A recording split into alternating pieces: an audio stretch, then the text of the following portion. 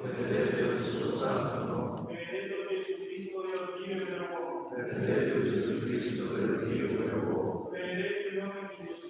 Benedetto il nome di Gesù. Benedetto il suo sacratissimo cuore. Benedetto il suo sacratissimo cuore. Benedetto il suo preziosissimo sangue. Benedetto il suo preziosissimo sangue. Benedetto Gesù nel santissimo sacramento dell'altare. Benedetto Gesù nel santissimo sacramento dell'altare. Benedetto lo Spirito Santo Paracleto. Benedetto lo Spirito Santo Paracleto. Benedetta la Gran Madre di Dio, Maria Santissima. Benedetta la Gran Madre di Dio, Maria Santissima. Benedetta la sua Santa e Immacolata Concezione. Benedetta la sua Santa e Immacolata Concezione. Benedetta la sua gloriosa Assunzione. Benedetta la sua gloriosa Assunzione. Benedetto il nome di Maria Vergine Madre. Benedetto il nome di Maria Vergine Madre. Benedetto San Giuseppe, suo castissimo sposo. Benedetto San Giuseppe, suo castissimo sposo. Benedetto Dio e i suoi angeli e i suoi santi.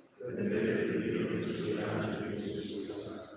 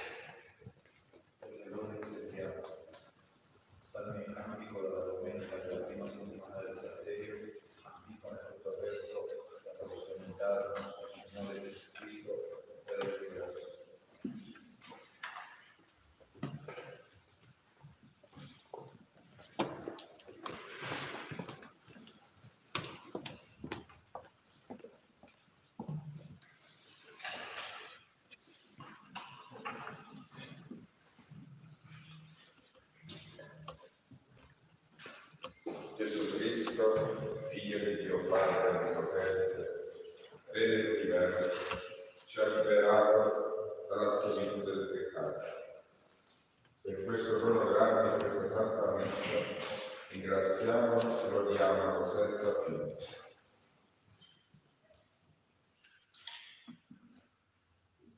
La creazione giubili, pagina 124.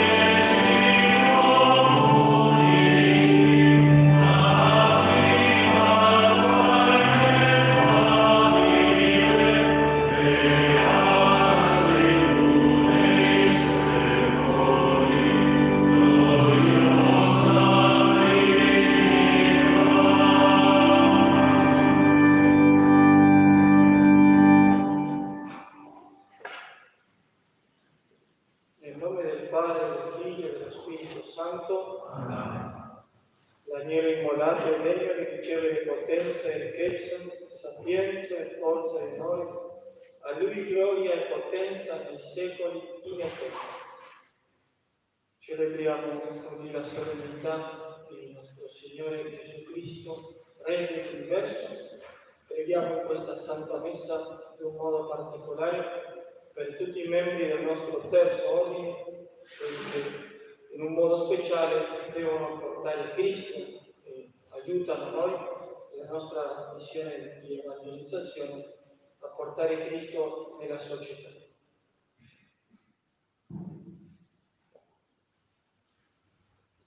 La grazia del Signore nostro Gesù Cristo, l'amore di Dio Padre e la comunione dello Spirito Santo sia con tutti voi. E con il tuo Spirito.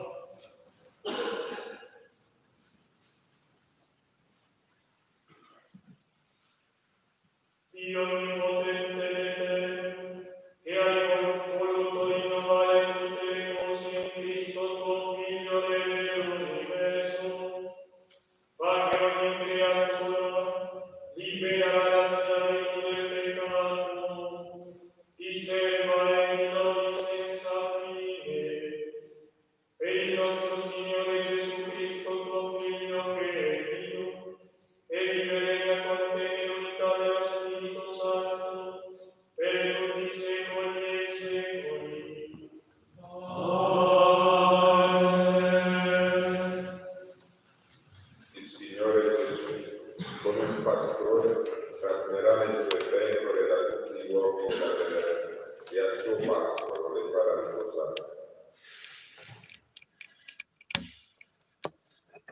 Dal libro del profeta Ezechiele. Così dice il Signore Dio: ecco, io stesso cercherò le mie pecore e ne avrò cura. Come un pastore passa e rassegna il suo gregge, quando si trova in mezzo alle sue pecore che erano state disperse, così io passerò e rassegna le mie pecore e le radunerò da tutti i luoghi dove erano disperse nei giorni nuvolosi e di calice. Io stesso condurrò le mie pecore al pascolo e io le farò riposare, oracolo del Signore Dio. Andrò in cerca della pecora perduta e ricondurrò all'ovile quella smarrita. Fascerò quella ferita e curerò quella malata. Avrò cura della grassa e della forza, le fascerò con giustizia. A te, mio gregge, Signore Dio, ecco, io giudicherò tra pecora e pecora, fra montoni e capri. Parola di Dio. Grazie a Dio.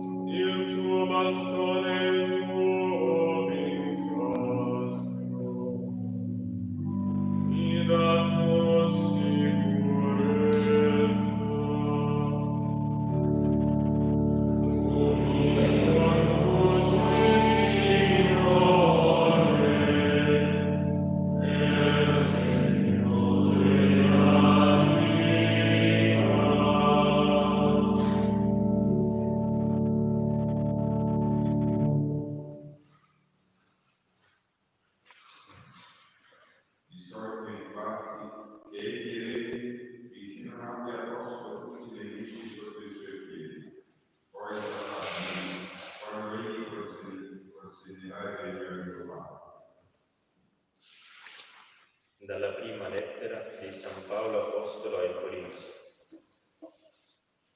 Fratelli, Cristo è risuscitato dai morti, primizia di coloro che sono morti. se a causa di un uomo venne la morte, a causa di un uomo verrà anche la risurrezione dei morti. E come tutti muoiono in Adamo, così tutti riceveranno la vita in Cristo. Ciascuno però nel suo ordine, prima Cristo, che è la primizia, poi alla sua venuta quelli che sono di Cristo.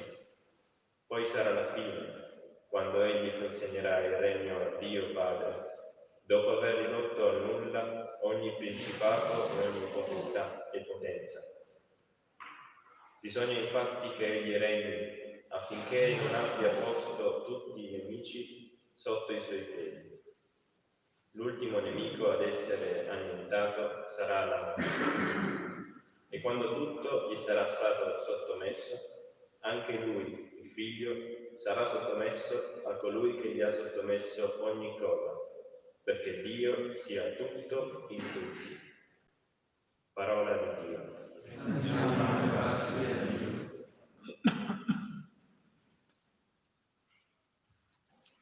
Alla fine dei tempi, Gesù separerà le pecore dai capri e renderà a ciascuno le opere compiute, anche il più piccolo come fatte a lui.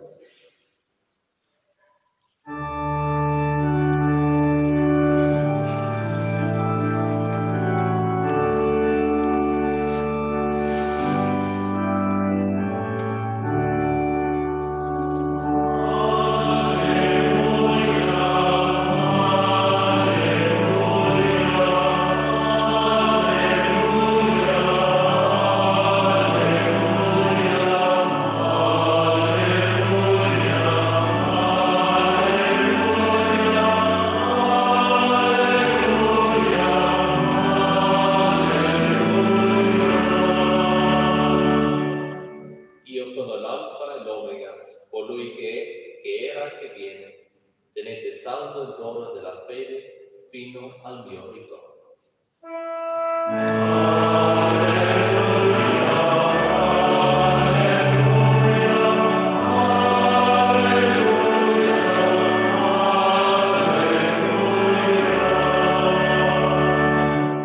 Il Signore sia con voi. Dal Vangelo secondo Matteo.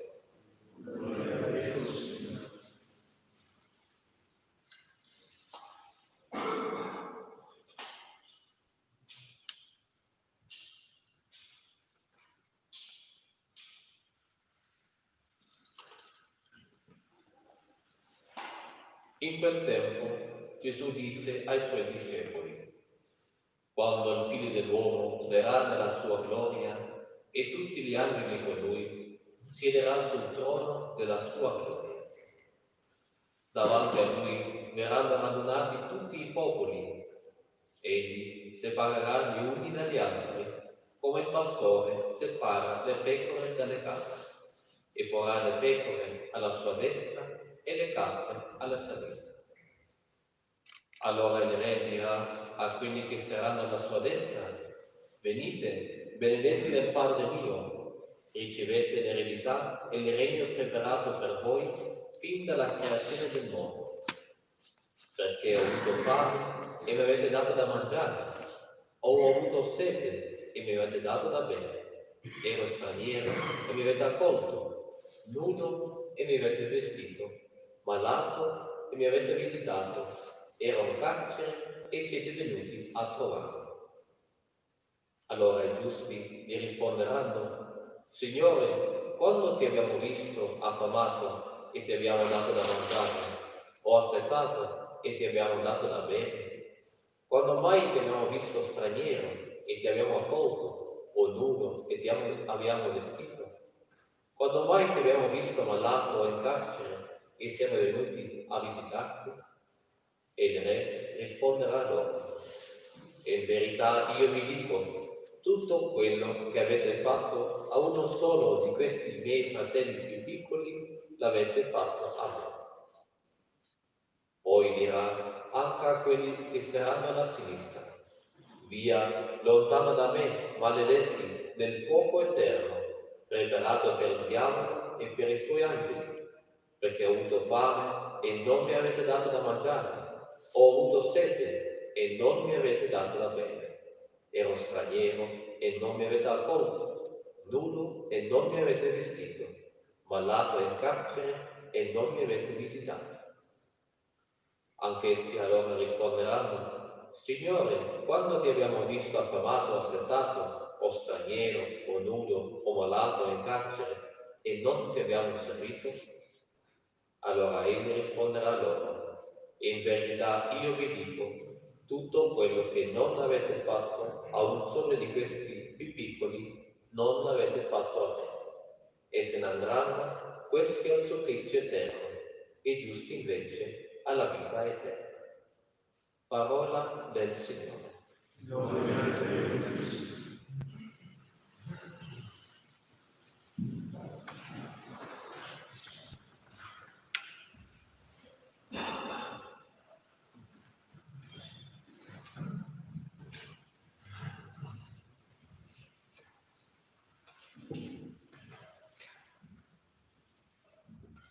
Alla fine dell'anno liturgico, la Chiesa offre al nostro culto e alla nostra adorazione questa solennità del nostro Signore Gesù Cristo, Re dell'universo.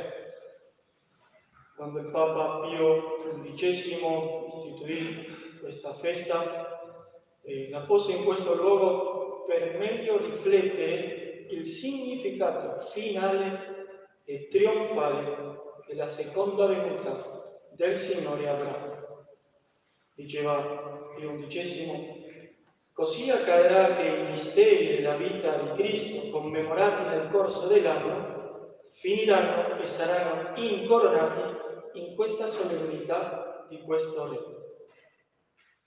Colui che abbiamo adorato nell'umiltà e nella povertà e nella mangiatoia, alla sua prima venuta nel mondo, verrà raggiante di gloria alla fine dei tempi per prendere possesso definitivo del suo regno.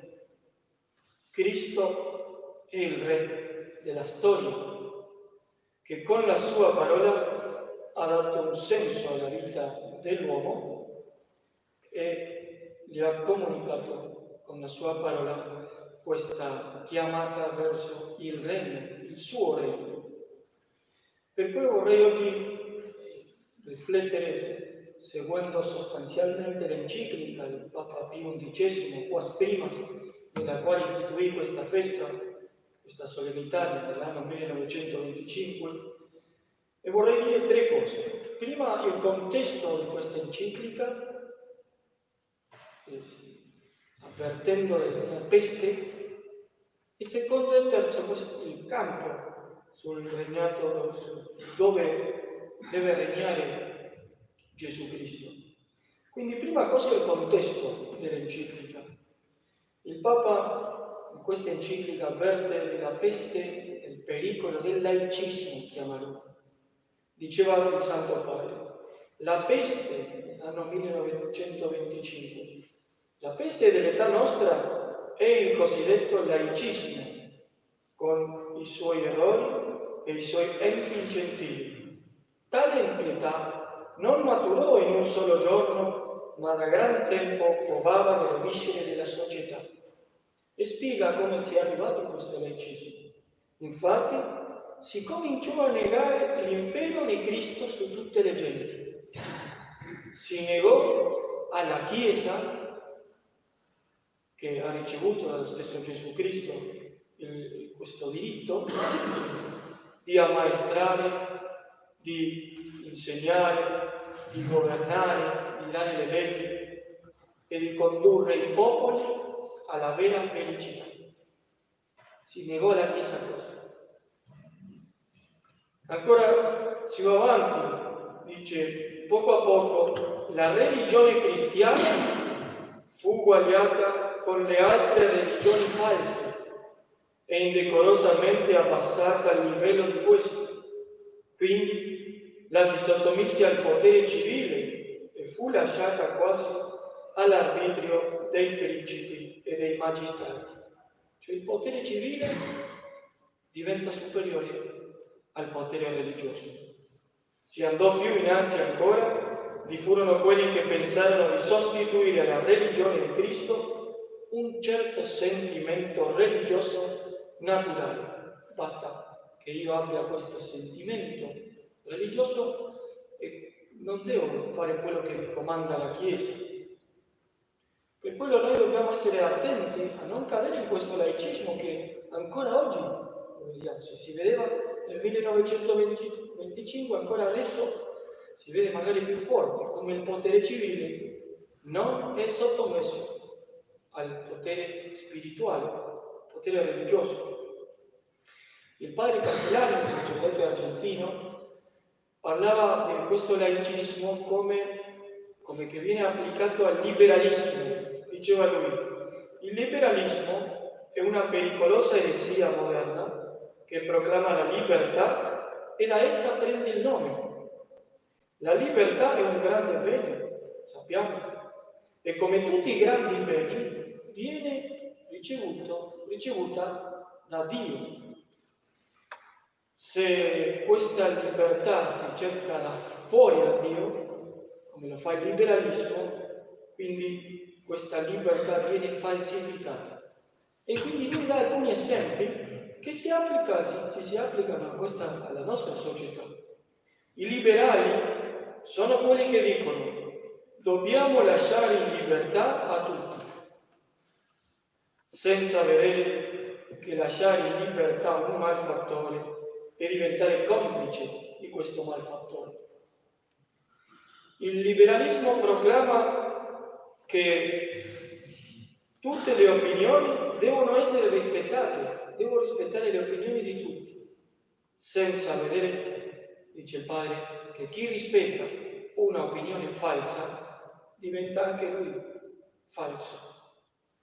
Il liberalismo dice: la religione è una questione privata, senza vedere che, essendo l'uomo naturalmente sociale, se la religione non ha nulla da fare con il sociale, allora non serve a nulla, nemmeno al privato. Contro questo errore, contro questa peste del laicismo, del liberalismo che vuole separare Dio dalla nostra società, noi oggi proclamiamo questa verità. Cristo è Re e Cristo deve regnare nella società. E quindi in secondo e terzo luogo il campo sul quale deve regnare Gesù Cristo. La prima cosa che dobbiamo dire è che il regno è un regno spirituale, il regno di nostro Signore. Quindi il regno di Cristo ha inizio nella nostra anima, nel profondo del nostro cuore, dove regna per la fede e per la carità. Gesù Cristo deve regnare nella nostra anima per la fede, alla quale io devo accettare tutte le verità della persona di Cristo. E deve regnare anche nella mia anima per mezzo della carità, per la quale io unisco la mia volontà alla volontà del Signore. Il regno di Cristo non è di questo mondo. Diceva Pio XI, prima, questa verità viene confermata dallo stesso Gesù Cristo nel suo modo di agire. In varie occasioni, infatti, quando i giudei e gli apostoli, quando stava per essere proclamato re dalla moltitudine, egli rifiutò questo titolo, perché non è un re umano. Ritirandosi, si nascondeva nella solitudine. Finalmente, davanti a Pilato dirà che il suo regno non è di questo mondo. Il regno di nostro Signore Gesù Cristo non è come i regni temporali, che sono acquistati e sostenuti anche con la menzogna, con la violenza. E magari ci siano regni che siano retti, legittimi, hanno fini temporali. Il regno di Cristo non ha un fine temporale, ha un fine eterno. Cristo è re di luce, di pace e di amore, e il suo regno procede dalla grazia, per quello deve regnare invisibilmente nei cuori e questo regno dura più di tutti gli imperi. E questo noi lo sappiamo per l'esperienza della storia, per quello diciamo che Cristo è il Re della storia. Il suo regno non nasce in questo mondo, viene dal di sopra. E così dobbiamo anche tenere presente che sebbene il suo regno non è di questo mondo, questo non significa che sia una mera allegoria, una cosa non reale. Cristo è Re e deve regnare nei nostri cuori. Ma la regalità di Cristo non finisce qui. No, non basta, possiamo dire. È solo l'inizio, perché Cristo deve regnare in tutti gli ambiti della vita dell'uomo.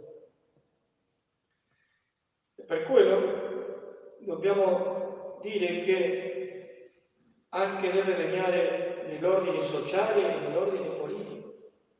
E qui entriamo nel terzo punto, che presenta anche Papa Pio XI, regno universale e temporale. E qui entrano in modo speciale i nostri membri del terzo ordine, che Cristo deve regnare nella società e se regna nella nostra anima noi possiamo farlo regnare nel mondo. Però i membri del terzo ordine hanno una missione speciale in questo senso, perché loro stanno nel mondo, stanno combattendo nel mondo. E quest'anno, con questa epoca, questa pandemia, si vede in modo particolare tutto il bene che possono fare i laici e i membri del nostro terzo ordine. San Paolo diceva nella seconda lettura che abbiamo ascoltato oggi ai Corinzi, deve regnare finché non avrà messo tutti i suoi nemici sotto i suoi piedi. Quindi Cristo deve regnare sia nell'interiore dell'uomo, ma sia nell'esteriore della vita dell'uomo. Così come l'uomo dipende metafisicamente da Dio, così anche tutta la società dipende da Lui.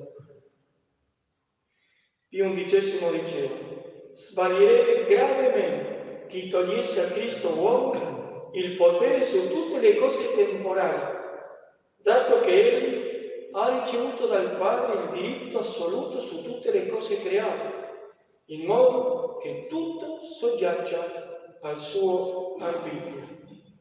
Pertanto, il dominio del nostro Redentore abbraccia tutti gli uomini, non solo, e qui nella quas prima segue Leone XIII che dice, non soltanto quelli che sono cattolici, quelli che sono battezzati, tutti gli uomini, perché tutto il genere umano è sotto la potestà di Gesù Cristo. E la Chiesa ha la missione di continuare questa realità. Padre Castellani diceva, mi direte, questo è molto buono, questo è molto bello, Cristo deve regnare nel nostro interiore, deve regnare nella società, però non è una cosa reale. Se infatti dice, noi diciamo che Cristo deve regnare, però noi oggi vediamo che quelli che regnano non sono i miti come Gesù Cristo, ma regnano i violenti. Non sono i poveri, ma regnano quelli che hanno soldi. Non solo quelli che regnano quelli che sono cattolici, ma quelli che governano il mondo sono massoni, dice il padre Castellani. Contro questo, che è vero, possiamo affermare ugualmente che Cristo regna. Cristo dice che il suo regno non è di questo mondo, ma non dice che non è qui il suo regno. Cristo dice che il suo regno non è carnale, ma non dice di non essere reale. Dice che è un regno di anime, ma non è un regno di fantasmi, un regno di uomini. Per quello oggi diciamo che Cristo è veramente Re e che Cristo veramente regna, malgrado questo che vediamo esteriormente. Gesù Cristo Re, lui stesso l'ha detto davanti a Pilato: sì, io sono Re, per questo sono stato nato ed è per questo che sono venuto al mondo, per testimoniare la verità. Tutti quelli che sono della verità ascoltano la mia voce. Qui viene solennemente affermata da Cristo la sua regalità. Alla fine della sua vita, mettendo a rischio la sua vita, dicendo che era davanti a un tribunale ingiusto, egli chiama la sua regalità davanti a tutti. E questo, come sappiamo, gli costò la vita. Ma sulla cima della croce, dove questo Re morì, si legge Cristo Re dei Giudei. Questo gli ha costato la vita, ma oggi in tutte le chiese del mondo e in tutte le lingue conosciute, dopo 2000 anni di distanza da questa formidabile affermazione, Cristo che dice io sono Re, migliaia e migliaia di uomini difendono questa verità. Cristo è Re, deve regnare nella mia anima e deve regnare nella società. E la Chiesa, che continua la sua missione, con gli occhi fissi sulla croce, salda nella sua esperienza di 20 secoli, sicura dalle profezie di nostro Signore Gesù Cristo, sa che con la grazia di Dio può sopportare ancora tante tempeste, tante prove, con la sua sola presenza e con il suo stesso silenzio, dice al mondo di oggi, a Pilato, a quelli che sono Caifa, a quelli che sono Erode, che quella parola di Gesù Cristo non è stata vana. Cristo è Re della storia. Cristo è il Re della storia e la Chiesa può continuare questa regalità del Signore. L'esperienza lo dice. Tutto ciò che è bello e grande, diceva il padre Castellani, nel mondo di oggi è dovuto alla Chiesa. Tutte le persone più decenti, utili e illustri che la terra abbia mai conosciuto sono stati i suoi figli. E quando ha perso un popolo, ha conquistato una nazione. E quando ha perso una nazione, Dio le ha dato un impero. E quando la metà d'Europa si allontanava da lui, Dio gli faceva scoprire un nuovo mondo. E Cristo è il Re della storia. E uno può dire, la situazione del mondo è terribile, tutti gli uomini sono lontani da lui, però Cristo è il Re. E niente può scappare alla sua regalità. L'uomo è un essere dipendente e dobbiamo, malgrado che possiamo dire cose diverse, magari possiamo parlare contro lo stesso Signore, la verità non cambierà, non possiamo cambiare la natura delle cose. L'uomo dipende da Dio, è un essere dipendente. E se noi non dipendiamo da chi dobbiamo dipendere, che è il nostro Signore, dipenderemo da un altro, avremo un altro padrone che è il diavolo. Non potete servire Dio e Mammona, diceva Cristo. Per quello chiediamo in questa Santa Messa, per l'intercessione di Maria Santissima, la grazia di essere liberi da questa peste del laicismo, di annullare la regalità di Cristo su tutti gli uomini, su tutte le anime e nella società. E chiediamo che il suo regno sia vero nel profondo del nostro cuore, della nostra anima, per poter così portare questo regno a tutte le dimensioni dell'uomo, nel tempo e nella società.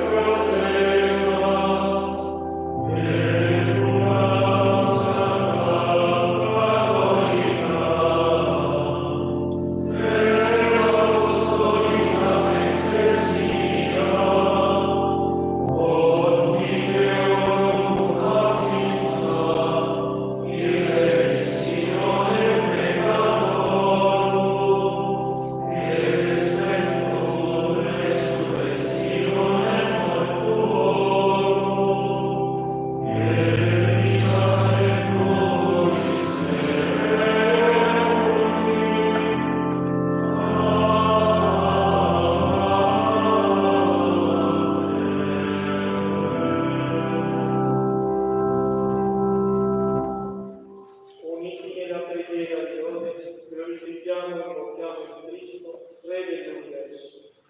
Cristo Gesù, tu che sei il capo del Signore del tuo popolo, pastore buono, legato alla vita per le tue pecore, resta sempre con noi e non ci mancherà. Redentore nostro, costituito nella fede e cielo, donaci di collaborare all'edificazione del tuo regno di giustizia e di pace. Re, che sei venuto nel mondo per rendere testimonianza alla verità, perché ogni uomo riconosca il tuo comando in tutte le cose. Maestro e modello nostro, ci hai chiamati a far parte del tuo regno. Conservaci santi e irreprensibili fino al giorno della tua volontà.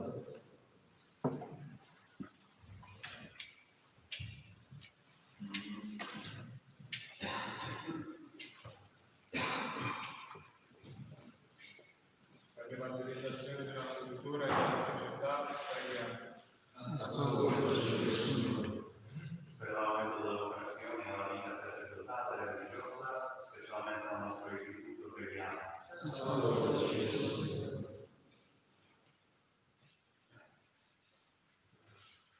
Per i frutti del terzo ordine online preghiamo. Per tutti quelli che si raccomandano alle nostre preghiere, specialmente i malati, preghiamo. Tutto questo lo chiediamo per Cristo nostro Signore. Ti offriamo, Signore, il pane e il vino per il sacrificio. Ti diamo la grazia, Signore, di celebrarlo con fede sincera, a offrirlo degnamente per la salvezza del mondo. Accetta questo pane, pagina 146.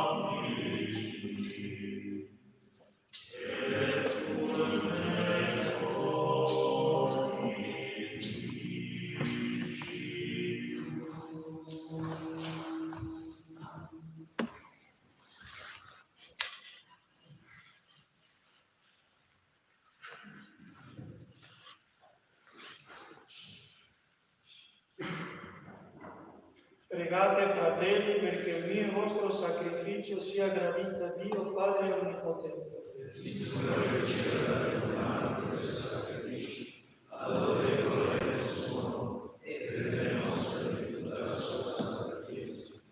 Accetta, Padre, questo sacrificio di riconciliazione e per i meriti del Cristo tuo Figlio, concedi a tutti i popoli il dono dell'unità e della pace, e vivi e regna nei secoli dei secoli. Amen. Il Signore sia con voi. E con il tuo spirito. Alto i nostri cuori.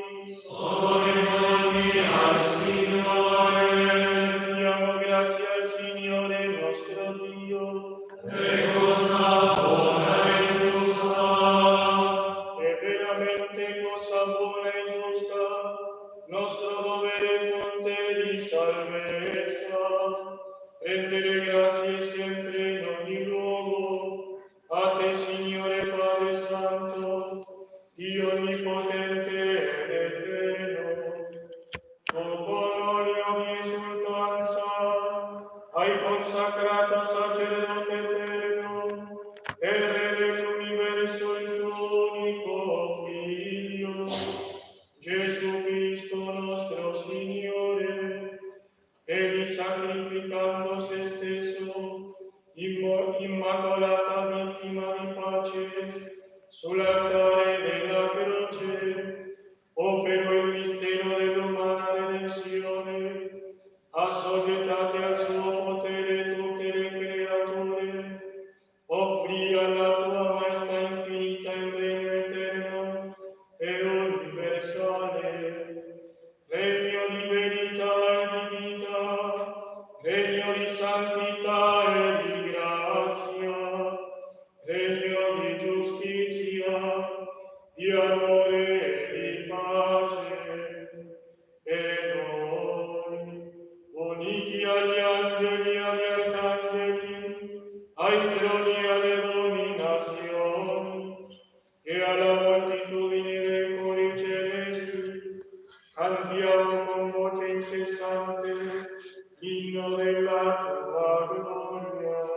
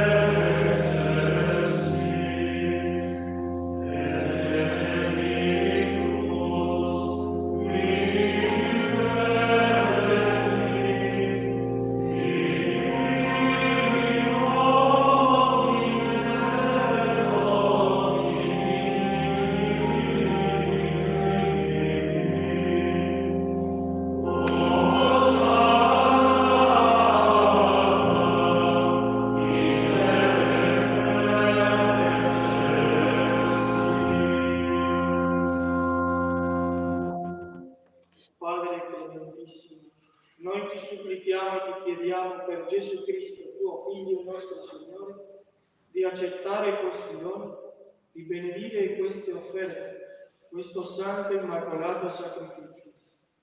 Noi te lo offriamo anzitutto per la tua Chiesa santa e cattolica, perché tu le dia pace e la proteggi, la raccolga nell'unità e la governi su tutta la terra. Con il tuo servo, il nostro Papa Francesco, il nostro Vescovo Lino e con tutti quelli che custodiscono la fede cattolica trasmessa dagli Apostoli. Ricordati, Signore, dei tuoi fedeli.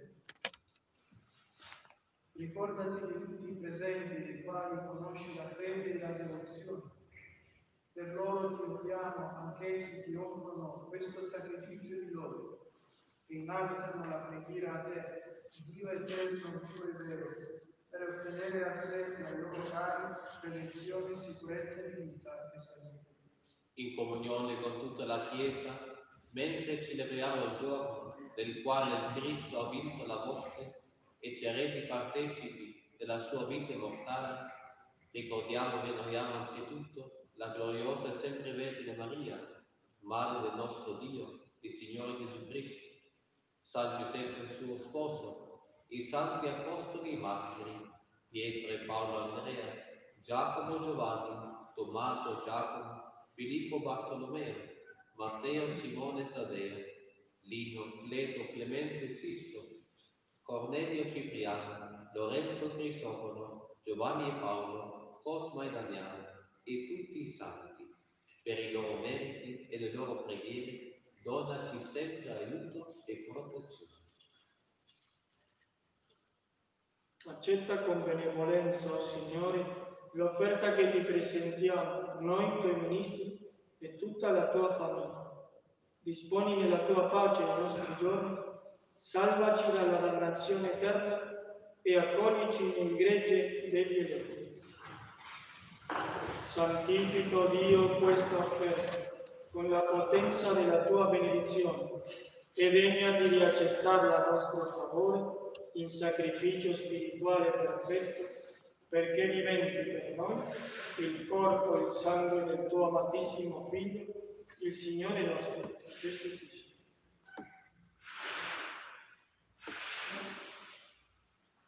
La vigilia della sua passione, egli prese il pane nelle sue mani sante e venerabili, e alzando gli occhi al cielo, a te Dio Padre suo onnipotente, rese grazie con una preghiera di benedizione, spezzò il pane, lo diede ai suoi discepoli e disse: prendete e mangiatene tutti, questo è il mio corpo, offerto in sacrificio per voi.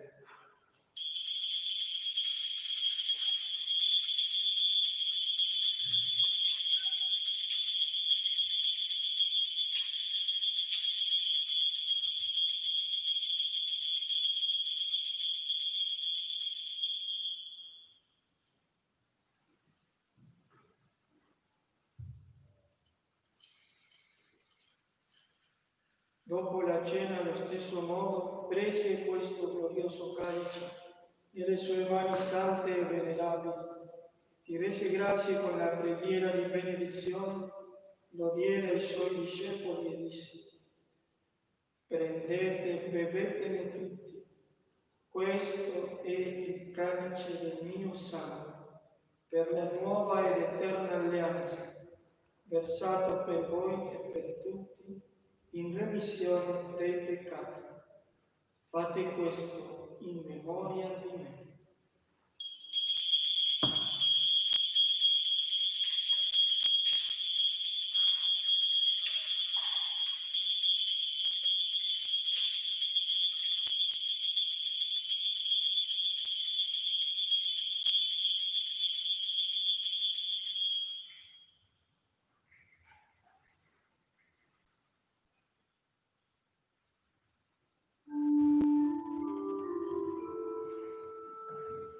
Mistero della fede, annunziamo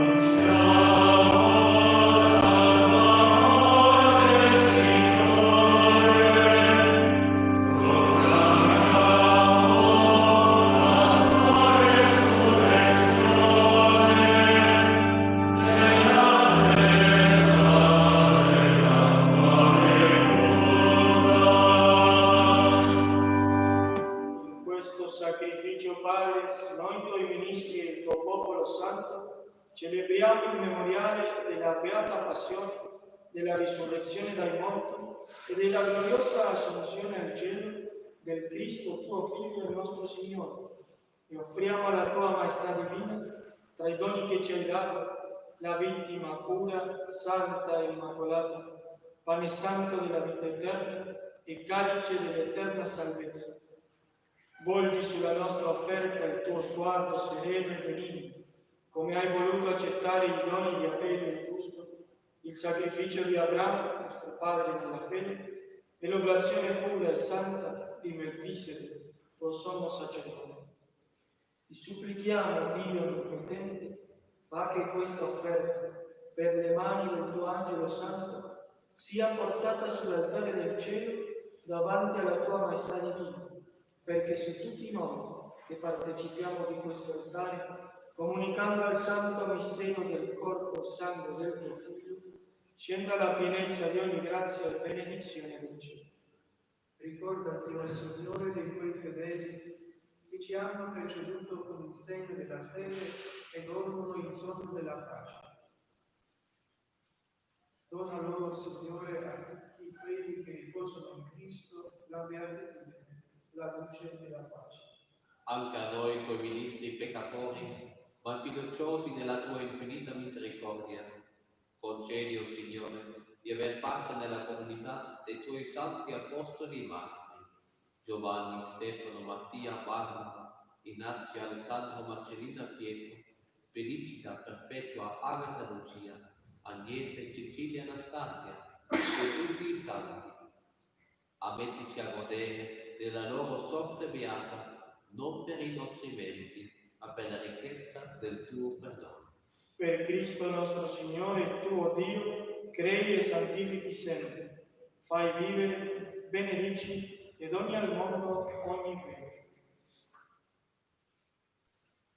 Per Cristo, con Cristo e in Cristo, a te Dio Padre Onnipotente, nell'unità dello Spirito Santo, ogni onore e gloria per tutti i secoli dei secoli.